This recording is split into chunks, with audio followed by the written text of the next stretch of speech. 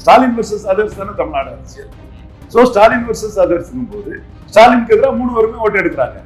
3 பேரும் ஓட்டு எடுக்காம ஒருத்தர் மட்டும் குவிஞ்சு ஓட்டு எடுத்தாருன்னா செகண்ட் பிளேஸ் வந்து ஒரு 2/3 ஏரியாவில் அதிமுகவும் 1/3 ஏரியாவுக்குள்ள ஒரு 60 இடங்கள்ல வந்து விஜய் வர்றதுக்கு வாய்ப்பு இருக்காதான் சொல்லுது. நகர்ப்புறங்கள்ல விஜய்க்கு வாய்ப்பு 2வது இடத்துக்கு வர்றதுக்கு வாய்ப்பு இருக்காதான் கணிப்புகள் வருது.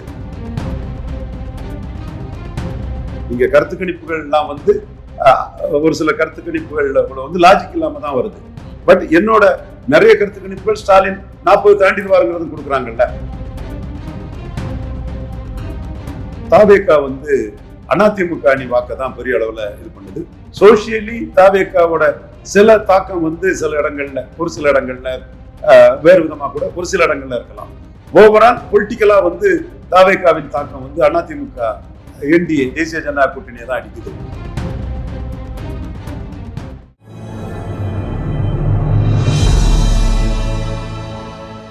தமிழ் நியூஸ் நேயர்களுக்கு வணக்கம். இன்றைய சிறப்பு நேர்காணலில் நம்முடைய இருப்பவர் மூத்த அரசியல் திறனாய்வாளர் மரியாதைக்குரிய ரவீந்திரன் துரைசாமி சார். சார் வணக்கம். வணக்கம் தம்பி. சார், இப்போ நம்ம இறுதி கட்டத்தை நெருங்கிட்டோம். இன்னும் ஒரே ஒரு நாள் தான் இருக்கு. தேர்தல் பெட்டியை திறந்து எண்ண போறாங்க. நிச்சயமா ரிசல்ட் தெரிஞ்சிடும். ஆனா அதுக்கு முன்ன வரைக்கும் இப்ப நம்ம பார்த்தோம்னா பெரும் பரபரப்பு, பெரும் எதிர்பார்ப்பு. இதுவரை இல்லாத ஒரு எலெக்ஷனா இந்த எலெக்ஷன் வந்து பார்க்கப்படுது. பிகாஸ் ஆஃப் டிவிகே விஜய் அவர்களுடைய அந்த வரவு தான். ஒவ்வொருத்தரும் ஒவ்வொரு மாதிரி ஆட்சியை பிடிச்சிருவாரு, அவர் வந்து செகண்ட் பிளேஸுக்கு வந்துடுவாரு அப்படின்ற மாதிரிலான போல்ஸ் எல்லாம் வந்துகிட்டு இருக்கு. நீங்க எப்படி பாக்குறீங்க இந்த இறுதி கட்டத்துக்கு? நேற்று கூட அவருக்கு பாடி கார்டு அவரு கூட இருக்கக்கூடிய ஒரு விஜயை போட்ட ஒரு கருத்து கணிப்பு தான் அந்த கருத்து கணிப்பு. விஜயை போட்ட மாதிரி ஒருத்தர் ஒரு போலீஸ் ஆஃபீஸர் போட்டிருக்காரு. ஓகே, அவங்கவுங்க கருத்து கணிப்பு எக்ஸிட் போல்லாம் போடுவாங்க. எக்ஸிட் போல் நிறைய இதா இருக்கு. பெரும்பாலான ஒப்பீனியன் போலும் எக்ஸிட் போலும் ஸ்டாலின் 180 வருவாருன்னு சொல்றாங்க. இதுல நான் மரியாதை கொடுக்கறது இவரு துக்ளக் இதயா. அவரை நான் ஜாதியெல்லாம் சொல்லிட்டேன்னு கூட அவரு ரொம்ப வருத்தப்படுறாரு.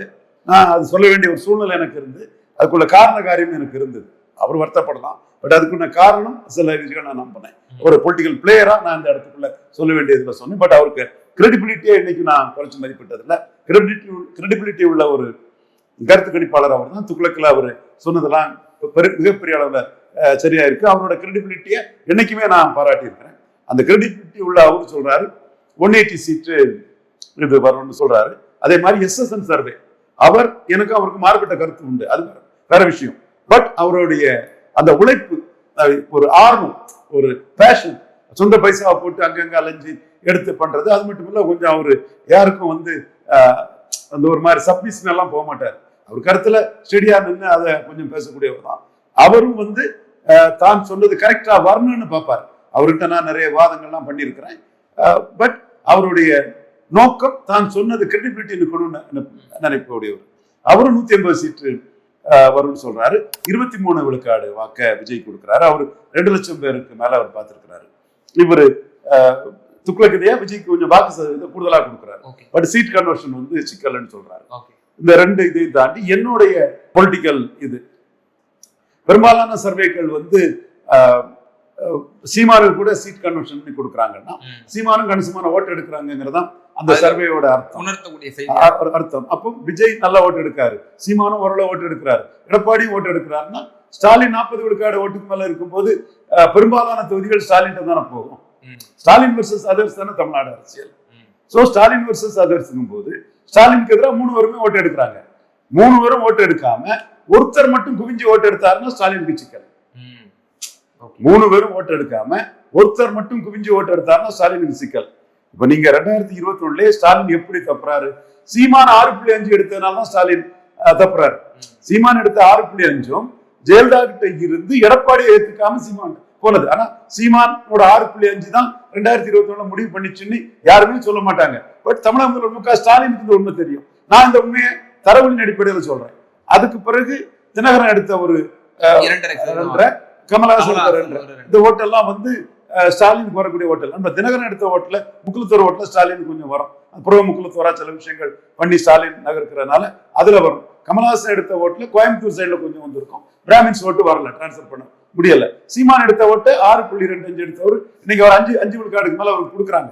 அப்ப அந்த 5 விழுக்காடுக்கு மேல நான் ஒரு 8 வரை அவர் வந்துருவாருன்னு தான் நினைக்கிறேன். அவரோட பழைய இது எடுத்துருவாரு, சைலண்ட் ஓட்டு இருக்கும்னு நினைக்கிறேன். இன்னைக்கு முதல்வர் கேட்கும் போது கூட சீமானுக்கு ஓட்டு குறையுமாங்கிற இது கருத்தை சந்திச்ச முதல்வரை இல்ல விஜயால குறையலாம், பட் அவருக்கும் சைலண்ட் ஓட்டு இருக்கு, அவரும் முன்னெடுக்கக்கூடிய இஷ்யூஸுக்கு ஓட்டு இருக்க கருத்தை முதல்வர்கிட்ட நான் வெளிப்படையா சொன்னேன். எதுனா நம்ம வெளிப்படையா நம்ம ஓப்பனா சொல்லிட்டு இருக்கக்கூடிய நபர் தானே நமக்கு. எது நம்ம இடையிலேயே உங்களை சபரீசன் நீங்க சந்திச்சீங்க அப்படின்னு சொல்லி பெரிய சர்ச்சைக்கு அதான் சொன்னேன். முதல்வர் ஸ்டாலின் அவர்களே சந்திக்கிறேன், சபரீசனை சந்திக்கிறது ஒரு பெரிய மேட்டர் இல்ல. சபரீசன் ஸ்டாலினுக்கு சபார்டினேட் தான், உதயநிதியை சந்திச்சு ஸ்டாலினுக்கு சபார்டினேட் தான், கனிமொழியை சந்திச்சு ஸ்டாலினுக்கு சபார்டினேட் தான், இவரு நம்ம அனிதா ராதாகிருஷ்ணன் எங்க அண்ணன் ஸ்டாலினுக்கு சபார்டினேட் தான், இவர் பெரிய கருப்பன் ஸ்டாலினுக்கு ஒரு லாயலிஸ்ட். அவரெல்லாம் என்ன சொன்னாரு, நமக்கு ஸ்டாலின் முதல்வர் அதுதான் நமக்கு ஃபர்ஸ்ட், இது மற்றதெல்லாம் ரெண்டாவதாங்கிற இது சொல்லக்கூடிய அளவுக்கு ஒரு லாயலிஸ்டாட்டு இருக்கக்கூடிய ஒரு செந்தில் பாலாஜி சந்திச்சேன். அவர் தம்பி அசோக்குமார், நமக்கு Velu Karthikeyan park council vice president Vandaiyar குடும்பம், அவங்க நட்பு ரீதியாட்டு எனக்கு பல ஆண்டுகளாட்டு அசோக்குமார் தெரிஞ்ச ஒரு நண்பர் தான். வேற சந்திச்சவங்க எல்லாம் சொல்லுங்க. ஏவா வேலு, அவரை நிறைய தடவை சந்திச்சிருக்கிறேன். இந்த தேமுதிக கூட்டணி சம்பந்தமெல்லாம் தேவா வேலு நிறைய தடவை நான் பார்த்திருக்கிறேன். தென் ஆண்டிமடம் சிவசங்கரை பார்த்திருக்கிறேன். வேற பனைமரத்துப்பட்டி ராஜேந்திரன், அவர் சேலம் தருமபுரி சைட்ல வன்னியர் மந்திரி வேணுங்கிறத நான் மக்களவை எலெக்ஷன் முடிஞ்சதுமே நான் என் கருத்தை சொல்லியிருந்தேன், எல்லாரும் நீங்க பார்த்திருப்பீங்க. சோ நான் இதுல சந்திக்கிறவங்களை எதையுமே மறைச்சு இது பண்ணது கிடையாது. மோடிஜி கிட்டே எல்லாம் உடனே ரிப்போர்ட் பண்ணிடுவேன். ஏன்னா எங்களுக்கு நோக்கம் காங்கிரஸ் பிடியில ஸ்டாலின் போயிடக்கூடாதுங்கிறது தான். அதனாலதான் 2021 எங்க மதிப்புக்குரிய குருமூர்த்தி, சுப்பிரமணிய சாமி, இல கணேசன்ஜி, எங்க அண்ணன் பொன்னாரு எல்லாருமே சசிகலா பெருசா சொல்லும் போது மோடிஜி இன்க்ளூசிவ் அலையன்ஸ்குள்ள சசிகலா வர முடியாது. மோடிஜியை பொறுத்தவரை காங்கிரஸ் பாரசைட், ஒட்டுணி காங்கிரஸ் தான் மெயின் எதிரிங்கிறத நாம சொன்னோம், வெளிப்படையா தான் அதை சொன்னோம். இப்போ கூட நாம விஜயை எல்லாருமே தூக்கி தூக்கி பேசும்போது, தமிழிசை, நயினாரு எல்லாருமே தூக்கி பேசும்போது அவங்க பேரைத்தான் சொல்லி 8ஆம் தேதியே விஜயோட ஜனநாயக படத்துக்கு ஒரு ட்ரீட்மெண்ட் இருக்குன்னு சொன்னோம். ஒருவேளை அந்த படம் ரிலீஸ் ஆனா விஜய்க்கு இப்ப என்ன கிடைக்குதோ அதோட கூடுதலா பெர்சன்டேஜ் கிடைச்சிருக்கலாம். அதை நாம சொல்லிதான் நம்ம அந்த இதை பண்ணணும். இதனால நம்ம வெளிப்படையா தான் நம்ம இது பண்ணுவோம். நம்ம கருத்து சரியா வரணுங்கிற அடிப்படையில தான் நாம நம்மளுடைய இதுகளை முன்வைப்போம். அதை விட நம்ம ஒரு பிளேயருங்கிறதும் உண்மை. வெறும் அரசியல் விமர்சகர்கள் மட்டும் இல்ல, ஒரு பிளேயர். இந்த எலெக்ஷன்ல நிறைய பிளேயர் நான் பண்ணுவேன். நீங்க ஆஸ் அ பிளேயரா திரு மு.க. ஸ்டாலின் உங்களை அப்படி பாக்குறாரா, அணுகிறாரா? மு.க. ஸ்டாலின் ஒரு பிளேயர்னு தெரியும், நல்லாவே தெரியும். ஒரு பிளேயர்னு மு.க. ஸ்டாலின் தெரியும். ஐயா எடப்பாடி பழனிசாமிக்கு தெரியும். எடப்பாடி பழனிசாமி ஐயா குருமூர்த்தி சசிகலாவுக்கு ஆளுன்னு தூக்கி போட நினைக்கும் போது நேஷனல் மைண்டட் கம்யூனிட்டி, தேசபக்தி உள்ள கம்யூனிட்டி, கொங்கு வேளாளர் கம்யூனிட்டி, அந்த கம்யூனிட்டியை சேர்ந்தவரை நம்ம அடிக்க கூடாது, அடிச்சா அவங்க அதிகாரம் இல்லாம சசிகலாகிட்டே போய் சரண்டர் ஆயிடுவாங்க. அப்படி வேலுமணி, தங்கமணி, எடப்பாடி எல்லாம் சசிகலாட்ட சரண்டர் ஆயிட்டாங்கன்னா சசிகலா லீடர் ஆயிடுவாங்க. நம்ம நோக்கமே சசிகலா ராகுல் காந்திக்கு ஆளு நடராஜன், அவங்க லீடர் ஆகுறான்னு தான் நம்ம பண்றோம். அப்ப அந்த இடத்துக்குள்ள நடராஜனா எடப்பாடினா எடப்பாடி தான் நமக்கு தேவையானவர். இவர் ஒண்ணு எடப்பாடி ராகுல் காந்தி சொன்னீங்கன்னா அந்த சமயத்துல கூட நாங்க காங்கிரஸ் நாங்க இது பண்ணணும் அப்படிங்கிறதுக்காக நாங்க சசிகலாவை அந்த ட்ரீட்மெண்ட்டுக்கு உள்ளாக்கணும். அதுல இயற்கையா இபிஎஸ் லாபம் அடைஞ்சாரே தவிர இபிஎஸ் லாபகரமா ஏற்படுத்துவதற்காக அந்த செயலை நீங்க செய்யலன்னு சொல்லி நீங்க கடந்த பேட்டிகள்ல கண்டிப்பா பதிவு செஞ்சிருக்கீங்க. இப்போ முதல்வர் சந்திச்சதாக ஒரு எக்ஸ்க்ளூசிவான ஒரு தகவலையும் இப்ப எங்களுக்கு நீங்க பதிவு செஞ்சிருக்கீங்க. இப்போ என்ன அதுல கருத்துக்கள் பரிமாறப்பட்டது? இப்போ திமுகவுக்கு என்ன மாதிரியான வாய்ப்புகள் இருக்கு? இப்போ 40% அபவ் 45 சொல்லிட்டு இருந்தீங்க, 45 தக்க வச்சிருவாங்க இந்த தேர்தலையும் அப்படின்னு சொல்லியிருந்தீங்க. இப்போ 40+ வந்தாலே போதுமானது, 4 கார்னர் ஃபைட் ஸ்ட்ராங்கா இருக்கும் போது டிஎம்கே அலையன்ஸ் ஒரு பெரிய ஸ்வீப்பிங் விக்டரி வரும் அப்படின்னு சொல்றீங்க. அப்போ ஃபர்ஸ்ட் பிளேஸுக்கும் செகண்ட் பிளேஸுக்கும் இடைப்பட்ட வித்தியாசம் எப்படி இருக்கும்? 10 விழுக்காடுக்கு மேல வித்தியாசம் இருக்கும் கண்டிப்பா. செகண்ட் பிளேஸ் யாரு? செகண்ட் பிளேஸ் ஒரு 2/3 ஏரியாவில் அதிமுகவும் 1/3 ஏரியாவுக்குள்ள ஒரு 60 இடங்கள்ல விஜய் வர்றதுக்கு வாய்ப்பு இருக்காதான் சொல்லுது. நகர்ப்புறங்கள்ல விஜய்க்கு வாய்ப்பு 2வது இடத்துக்கு வர்றதுக்கு வாய்ப்பு இருக்காதான் கணிப்புகள் வருது. சேலம், தருமபுரி, விழுப்புரம், சிதம்பரம், கள்ளக்குறிச்சி, நாமக்கல், வெள்ளலக்கவுண்டர், வன்னியர் பெல்ட்டுக்குள்ள எடப்பாடி 2வது இடத்துக்கு நிற்பாருங்கிறது வருது. அதிமுக அடிப்படையிலே பலம் இல்லாத இடம், சென்னை சிட்டி போன்ற இடம், பலம் குறைஞ்ச இடம், இல்லாத இடம் இங்கே கிடையாது, குறைஞ்ச இடம். அடுத்து ஓபிஎஸ் நீக்கி அதிமுகவோட அந்த ஜீவனை எடப்பாடி பழனிசாமி காலி பண்ண இடங்கள். இந்த 2 இடத்துலயும் வந்து அதிமுக வந்து விஜயால பலகீனப்படுத்த முடியுங்கிற ஒரு சூழல் இருக்குது. சீமான் தான் ஸ்கெட்ச் போட்டு பலகீனப்படுத்திட்டு வந்தாரு. நாம தான் அந்த ஸ்கெட்ச் பற்றி பேசிக்கிட்டு இருந்தோம். ஆனா ஒரு பெரிய பாப்புலர் க்ரோட் புல்லராட்டு விஜய்க்கு அந்த வாய்ப்பு வர்றதாட்டு தகவல்கள் வருது. பட் நான் சீமானையும் அண்டர் எஸ்டிமேட் பண்ணல. அவருக்கு சைலண்ட் ஓட்டு இருக்கு. எந்த மக்களுக்காக நின்னாரோ அந்த மக்கள் சைலண்டா அவருக்கு ஓட்டு போடுவாங்கன்னு நான் நம்புறேன். அது ரசிக மனப்பான்மை கொண்டவங்க போவாங்க விஜய் போக்க, அதுல மாற்று கருத்து இல்ல. கழுத்து மனப்பான்மை உள்ளவங்க போவாங்க அப்படிதான் பரவாயில்ல சொல்லப்படுது. இபிஎஸ்ஆல் பலனடையாத சமூகங்கள் நீங்க சொல்லுவீங்களா? இந்த முறை அது சீமானுக்கு போகுமா? அது ஸ்டாலினுக்கு, சீமானுக்கு, விஜய்க்கு 3 தான் போகும். ஓகே, 3 தான் போகும். அதுல ஒரு சிலர் ரெட்டையால நம்ம கட்சின்னு நிற்பாங்க. கொஞ்சம் பேர் முழுக்க கட்சியை விட்டுட்டு போக மாட்டாங்க. கட்சி ஸ்ட்ரென்த்ங்கிறது தமிழ்நாட்டுல பெருசு. அது நீங்க பாத்தீங்கன்னா 1977ஆம் ஆண்டு அந்த ஸ்பிளிட்ங்கிறது வந்து எம்ஜிஆர் முதல்வராகக்கூடிய அந்த எலெக்ஷன், எம்ஜிஆர் வந்து அன்னைக்கு அவர் எடுத்த ஓட்டு 30.3 விழுக்காடு ஓட்டுல முதல்வர் ஆயிட்டாரு. அன்னைக்கு டைட்டான 4 முனை போட்டி. அன்னைக்கு கலைஞர் வந்து 24.8 விழுக்காடு எடுத்தாப்புல. கலைஞர் தலைமையில எம்ஜிஆர் பொருளாளராக, நெடுஞ்செழியன் எல்லாம் சேர்ந்து எடுத்தது, இந்திரா காந்தி அம்மையார் ஆதரவில் எடுத்தது 55 விழுக்காடு வாக்கு. அந்த 55 விழுக்காடு வாக்குல 30 விழுக்காடு வாக்கு மக்கள் தலைமை எம்ஜிஆரும், 25 விழுக்காடு 24.8 முத்தமிழறிஞர் கலைஞர் எடுத்தாங்க. அன்னைக்கெல்லாம் நாங்க எமர்ஜென்சி எழுத்தாருன்னு கலைஞர் ரொம்ப பெருசா பெருமையா பேசுவாங்க. கடைக்கு ஓட்டிங் ரைட் வரல, ஆனா எமர்ஜென்சி எழுத்தவர்னு அவரை ஒரு பூஸ்ட் கொடுப்போம். பட் அந்த கட்சி தான் உடைஞ்சிருந்தது. அதுல 25 கலைஞருக்கும் 30 எம்ஜிஆருக்கும். அதே மாதிரி காமராஜ் இறக்கும் போதும் 35 விழுக்காடு வாக்குக்கு மேல உள்ள ஒரு தலைவராக தான் இருந்தாரு. கோயம்புத்தூர் மக்களவை தேர்தலில் 4 செக்மெண்ட்ல வெள்ளாள கவுண்டர் அதிகம் வாழக்கூடிய கிராமப்புற செக்மெண்ட்ல காமராஜுக்கு தான் எம்ஜிஆரோட லீடிங். கோயம்புத்தூர்ல 500 ஓட்டுல தான் அரங்கநாயகம் வெற்றி பெற்றாரு. அதுவும் நகர்ப்புற கம்யூனிஸ்ட் ஓட்டு தான் எம்ஜிஆரை காப்பாத்திச்சு. கிராமப்புற கவுண்டர்கள் வந்து காமராஜ் பின்னாடி தான் நின்னாங்க. சோ அவர் ஒரு 35 விழுக்காடு வாக்கு வந்து பலம் கொண்ட ஒரு தலைவராக தான் இறக்கும் திறமையில இருந்தாரு. 71ல 40 விழுக்காடு வாக்கு எடுத்தாரு. ராஜாஜி வாக்குகள் மற்ற கட்சிகள் வாக்கு கழிச்சுட்டா 35 விழுக்காடு வாக்கு காமராஜ் தலைமைக்கு இருந்தது. அதுல ஐயா பாரா 16.5 விழுக்காடு வாக்கு தனிச்சே எடுத்தாரு.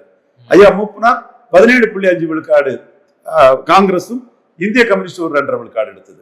சோ காமராஜரோட 35 விழுக்காடு வாக்க பாராவும் மூப்பனாரும் பங்கு போட்டுக்கிட்டாங்க. அண்ணா மறைவுக்கு பிறகு கலைஞர் தலைமையில கலைஞரும் எம்ஜிஆரும் சேர்ந்தெடுத்த 55 விழுக்காடு வாக்கு கலைஞர் தலைமை கிடைச்ச 71 வாக்குல கலைஞரும் எம்ஜிஆரும் பங்கு போட்டுட்டாங்க. சோ கட்சிகளின் பலத்தின் அடிப்படையில தான் தமிழக அரசியல்.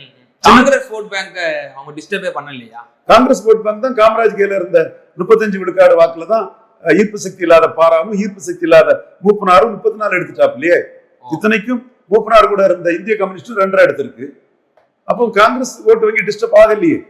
காமராஜ் 71ல காமராஜ் எடுத்த 35 விழுக்காடு வாக்கு தான் பாரா மூப்பனார் எடுத்துட்டாங்களா? அதுதான் மும்முனை போட்டினா காமராஜ் தான் சீஃப் மினிஸ்டரா வந்திருப்பாரு. எம்ஜிஆர் வந்து பலமான எதிர்கட்சி தலைவராக தான் வந்திருக்க முடியுங்கிற ஒரு கருத்து கூட அரித்மெட்டிக் கணக்குல சொல்லப்படுவது உண்டு. சோ கட்சிகளின் பலத்தின் அடிப்படையில தான் அந்த இது போயிருக்குது. துக்ளக் குருமூர்த்தி இதுல தவறான தகவலை சொல்லிட்டு இருக்கிறார்.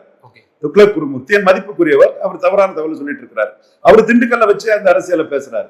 தமிழறி மணியன் மதிப்புக்குரியவர் தவறான தகவலை சொல்றாரு. திண்டுக்கல்ல வச்சு அரசியலை பேசுறாரு. சோ அரசியலை வந்து பொது தேர்தலை வச்சுதான் பேச முடியும்.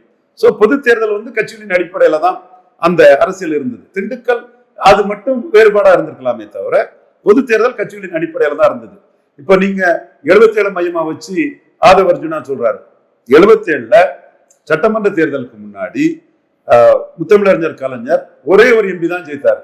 ஆசைக்கு ஒரு தம்பி, ஆசை தம்பி வட சென்னையில அவர் மட்டும்தான் ஜெயித்தாரு. திராவிட முன்னேற்ற கழகம் 18 விழுக்காடு வாக்கு தான் எடுத்திருந்தது. ஆனா இன்னைக்கு மக்களவை தேர்தலில் மு.க. ஸ்டாலின் வந்து 47 விழுக்காடு வாக்கு எடுத்திருக்கிறாரு. அவர் அணி அனைத்து இடங்களையும் வெற்றி பெற்றிருக்குது. அப்ப அன்னைக்குள்ள கலைஞரும் இன்னைக்குள்ள மு.க. ஸ்டாலின் ஒன்னா. சோ 47 விழுக்காடு பலத்தோட ஒரு அணியோட இருக்கிறவர் ஸ்டாலின். அன்னைக்கு எம்ஜிஆர் கலைஞர் வந்து 18 விழுக்காடுல தான் இருந்தார். சோ ஸ்டாலினோட இந்த பொசிஷன் மிக மிக பெரிய ஒரு பொசிஷன்ல இருக்கிறார். கூடவே தேமுதிக ஓபிஎஸ் இன்னைக்கு கூட சொன்னார், எஸ்டிபிஐக்கு நிறைய ஒர்க்கர்ஸ் இருந்தாருன்னு சொன்னாரு. இது தேமுதிக நல்ல கான்ட்ரிபியூட் பண்ணதா பேசினாரு ஓபிஎஸ். அடுத்தால கருணாசு, அடுத்தால கே செல்வகுமார். இப்ப எவ்வளவு பேரு கூடுதலா சேர்த்திருக்கிறாரு. சோ அந்த இடத்துக்குள்ள ஸ்டாலின் 50 விழுக்காடு பலத்துக்கு மேல இருக்கிறாரு. விஜய் வந்து ஸ்டாலின் திமுகவுக்கு வெளியே இருந்து தான் இருக்கிறாரு. அப்ப என்னதான் இது பண்ணாலும் ஒரு 8 விழுக்காடுக்கு மேல பாதிப்படைய செய்ய முடியாது. பட் விஜயால என்டிஏ ஓட்டுகளையும் அதிமுக ஓட்டுகளையும் கூடுதலா ஒரு 10-12 விழுக்காடு பாதிப்படைய செய்யலாம்.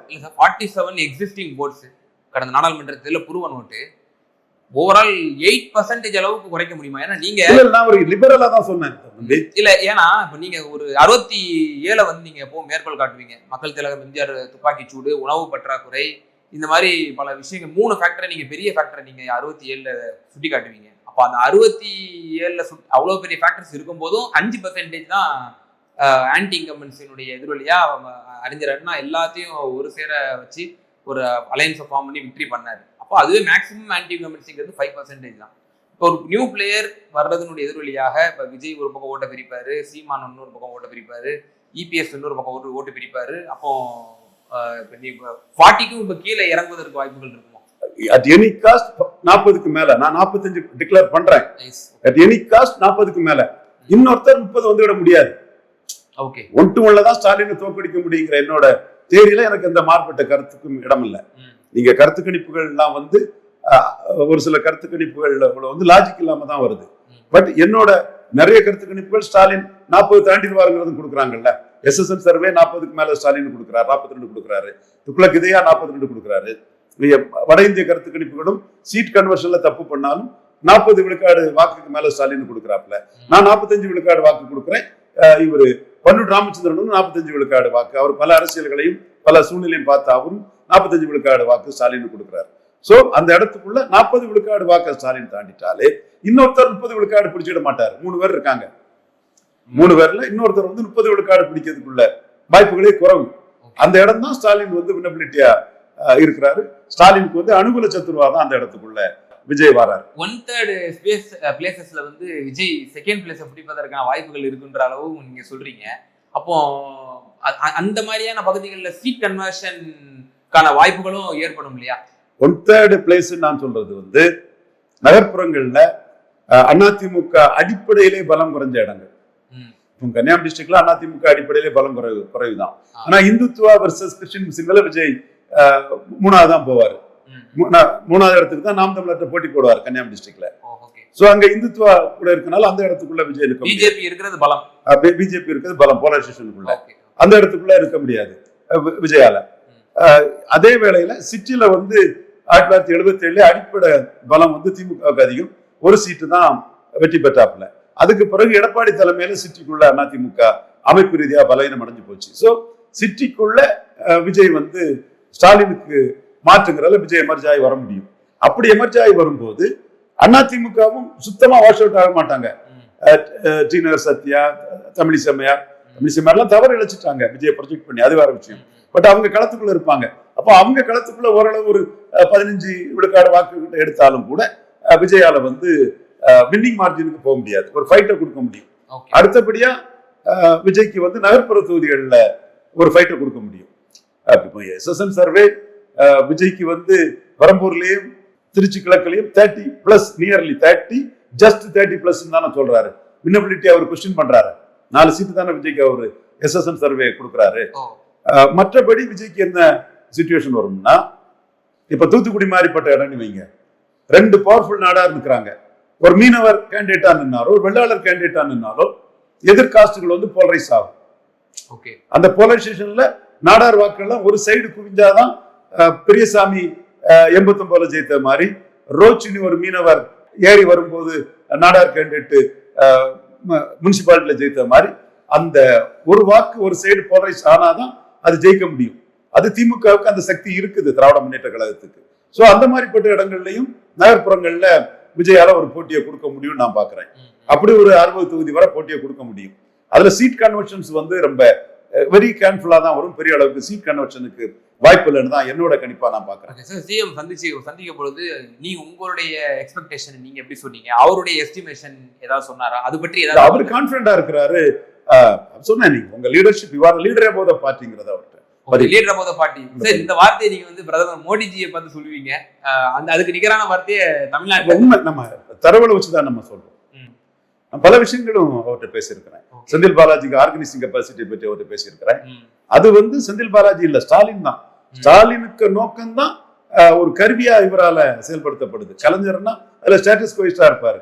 ஸோ அந்த இடம் ஜெயலலிதா தான். ஜெயலலிதாவோட அந்த நோக்கம் தான் சபார்டினேட்ஸால நிறைவேற்றப்படுது. அதே மாதிரி ஸ்டாலினோட நோக்கம் தான், ஸ்டாலின் தான் பெரிய ஆர்கனைசர். அதே ஆர்கனைசர் கெப்பாசிட்டியில ஒருத்தர்கிட்ட இதனை இவன் முடிக்கும் என்றாய்ந்து அந்த வள்ளுவர் வாக்கு தக்கன இது பண்றாரு. அதே மாதிரி அனிதா ராதாகிருஷ்ணன் பங்களிப்பு அதை பற்றியும் நான் பேசினேன் அவர்கிட்ட. மக்கள் இப்ப என்ன எதிர்பார்க்கறாங்கன்னா, ஆர்டி சார் இருக்கு எங்களுக்கு பெர்சன்டேஜ்லாம் ஒரு பக்கம் வைங்க, எங்களுக்கு சீட்டு வந்து எவ்வளவு வின் பண்ணுவாங்க அப்படிங்கிறத சொல்லுங்க அப்படின்னு தான் இப்ப மக்களுடைய எதிர்பார்ப்பா இருக்கு. நீங்க சீட் கன்வெர்டிபிலிட்டி டிஎம்கே என்டிஏ எப்படி கொடுக்குறீங்க? நான் துக்ளக் இதயா SSN சர்வே இவங்களோட அந்த சர்வேயும் என்னோட கால்குலேஷனும் 180ங்கிற லெவல்ல இருக்கு. பண்ருட்டி அண்ணா இதையும் தாண்டி கொடுக்குறாரு. ஓகே, பண்ருட்டி அண்ணா தான் இதையும் தாண்டி கொடுக்குறாரு. ஸோ இந்த இடம் வந்து என்னோட இது 180ங்கிறது ரீசனபிளா தான் இருக்குது. இதுக்குள்ள என்னோட பார்வையில வந்து தாவேகா வந்து அதிமுக அணி வாக்க தான் பெரிய அளவுல இது பண்ணுது. சோசியலி தாவேகாவோட சில தாக்கம் வந்து சில இடங்கள்ல, ஒரு சில இடங்கள்ல வேறு விதமா கூட ஒரு சில இடங்கள்ல இருக்கலாம். ஓவரால் பொலிட்டிக்கலா வந்து தாவேகாவின் தாக்கம் வந்து அதிமுக என்டிஏ தேசிய ஜனநாயக கூட்டணியை தான் அடிக்குது. அது விஜய் வந்து ஸ்டாலினுக்கு அனுகூல சத்துரு, உதயநிதி ஸ்டாலினுக்கு அனுகூல சத்துரு தான் 2026 சட்டமன்ற தேர்தலில். நிச்சயமா சார், 2026 சட்டமன்ற தேர்தலுக்கான முடிவுகள் இன்னும் நாளை இன்னும் ஒரு நாள் தான் இருக்கு, வந்துடும். அது பற்றிய இறுதிக்கட்ட நிலவரம், உங்களுக்கு கிடைக்கப்பட்ட பல தரவுகள், பல எக்ஸ்க்ளூசிவான தகவல்களை எங்க நேயர்களுக்கு ரொம்ப தெளிவா பகிர்ந்தீங்க. ரொம்ப நன்றி சார். நன்றி.